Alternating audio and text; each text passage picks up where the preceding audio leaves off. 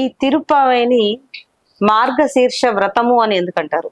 మార్గశీర్ష మాసము అని ఏదైతే చెప్పబడ్డదో మనకు ఆ మాస ప్రాశస్త్యం అనేటటువంటిది కాలస్వరూపుడైనటువంటి భగవానుడే భగవద్గీతలో చెప్పడం అనేటటువంటిది తెలుస్తూ ఉన్నది.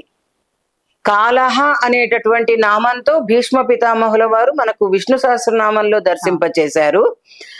అటువంటి ఆ పరమాత్మనే అర్జునునికి గీతోపదేశం చేస్తున్నటువంటి సమయంలో మాసాన మార్గశీర్షోహం అంటూ స్వయంగా చెప్పడం మనకు ఆ మాసము యొక్క ప్రాధాన్యతను తెలియచేస్తూ ఉన్నది. మనకు సంవత్సరము అంటే ఒక 2 అయనములుగా చెప్పడం కూడా తెలుస్తూ ఉన్నది. దక్షిణాయనము ఉత్తరాయణము అంటూ చెప్పడం తెలుస్తున్నది. 6 నెలలు ఉత్తరాయణము, 6 నెలలు దక్షిణాయనము అని చెప్పబడడం తెలుస్తున్నది. దేవతల కాలమానం ప్రకారము మనకు 1 సంవత్సరం అయితే దేవతలకు 1 రోజుగా చెప్పబడుతుంది. దాంట్లో ఉత్తరాయణము పగలుగా, దక్షిణాయనము రాత్రిగా చెప్పబడుతుంది. రాబోయే ఉత్తరాయణ పుణ్యకాలానికి ఈ మార్గశీర్ష మాసము బ్రాహ్మీ ముహూర్తము వంటి సమయంగా చెప్పబడుతుంది. ఆ సమయము భగవద్ అన్వేషణకు అనువైనటువంటి సమయంగా, భగవత్ సంబంధమైనటువంటి జ్ఞానాన్ని పొందించేటటువంటి వేళలుగా ఆ సమయం చెప్పబడ్డది.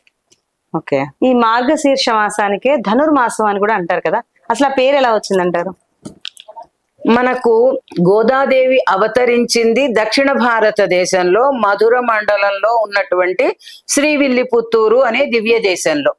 దక్షిణ భారతదేశంలో తమిళులందరూ సౌరమానం ప్రకారము వాళ్ళ కాలమానాన్ని చెప్తారు.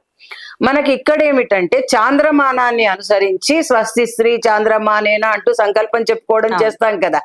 అలా చేసినప్పుడు మార్గశీర్ష మాసము అంటే చంద్రుడు మృగశిర నక్షత్రంతో కూడి ఉన్నటువంటి సమయంగా చెప్పబడుతుంది. ధనుర్మాసము అంటే సూర్యుడు ప్రతి నెల ఒక్కొక్క రాశిలో ప్రవేశించడం అనేటటువంటిది జరుగుతుంటుంది కదా. అలా దాన్ని సౌరమానము అని ఆ ప్రకారంగా వాళ్ళ పంచాంగం, వాళ్ళ క్యాలెండర్ ను కాలమానము అలా చెప్పబడుతుంది అనమాట. 12 రాశులలో ఒక్కొక్క రాశిలో ప్రవేశించినప్పుడు ఆ రాశి పేరుతో ఆ కాలం చెప్పడం జరుగుతుంది అనమాట. ఇప్పుడు ఉదాహరణకి గోదాదేవి అవతరించింది కర్కాటక మాసంలో. సూర్యుడు కర్కాటక రాశిలో ఉన్న సమయంలో కర్కాటక మాసము అని చెప్తారు. అలా కర్కటే పూర్వ ఫల్గుణ్యం అంటూ ఆ గోదాదేవిని స్మరించుకోవడం చేస్తూ ఉంటాం కదా. ఇక్కడేమిటంటే ధనురాశిలో ప్రవేశించినటువంటి సమయము ధనుర్మాసంగా చెప్పబడుతుంది.